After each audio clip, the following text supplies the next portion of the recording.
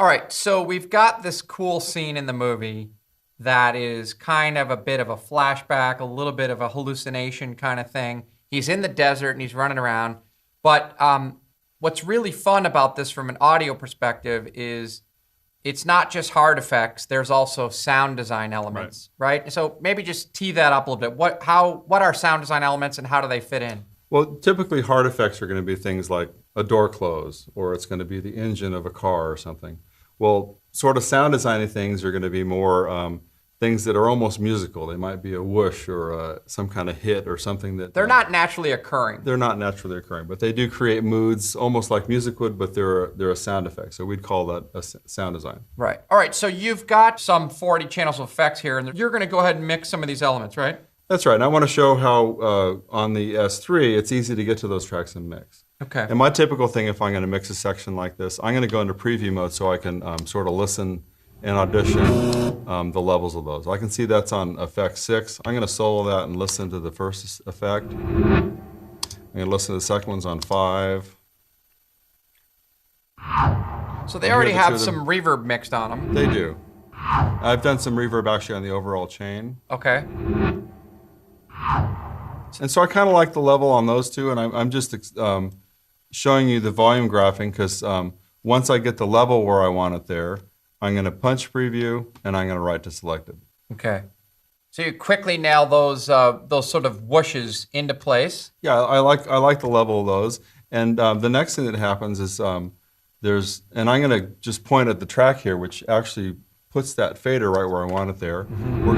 We're gonna flash to the motorcycle there. I'm going to go into preview again. Maybe a little louder on that. Yeah, I want to hear it a little louder. So that's a good level. And this time I'm just going to hit punch preview and I'm going to write it.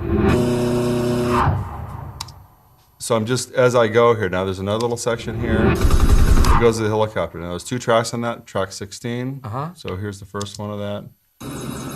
I like that sound. I'm going to raise that a little bit. So let's go in preview. And then there's another one that's more of a you can hear there's sound. some LFE on that. What if you've got a little too much of the LFE channel on that? Yeah, so let's add a little bit more to that. So if I go to my auxes here and I punch over to my LFE send, I can do my send. But the other thing I can do, I have my LFE channel here. I can select it. Let's look at our LFE and see what that looks like. So this is a new plugin that Avid just came out with, which is the Pro Subharmonic. Mm-hmm. And you gotta just listen to the sub by itself for a second. Sure, sure. So if I mute out some of these other tracks, I can hear just the sub part of that. Typically what we'll do for sub in post-production mixing is we'll use the sub track as a send and a return, just like we would with a reverb. Okay. So on the mix track, I want the mix to be all the way at 100% wet. So this is not only sort of isolating the LFE, it's adding another octave below it. It is, and it's going to print it on the LFE track. So let's listen to that now. Let's put the rest of the verb and the chain back in. And I can add a little more of that if I want. And if you look over on the right side of the screen, you can see my 5-1 mix. You can see how much I'm adding to that, or less. All right, it's a lot. You've got quite a bit there.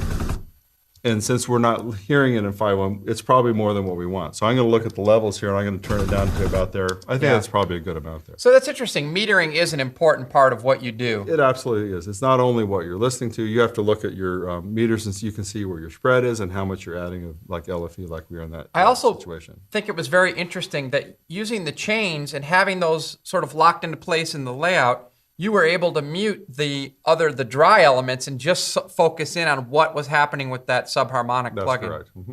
Yeah, pretty great. So is this is the typical workflow that you do on a daily basis to get through a show quickly? You'll be using preview, you'll be punching in, you'll be soloing elements, playing them against each other, and just plowing through the show. That's right. And typically we'll start from the beginning of a scene to the end of a scene. I like to sort of work in a chronological order from beginning to end, and this is a typical way we'll be working.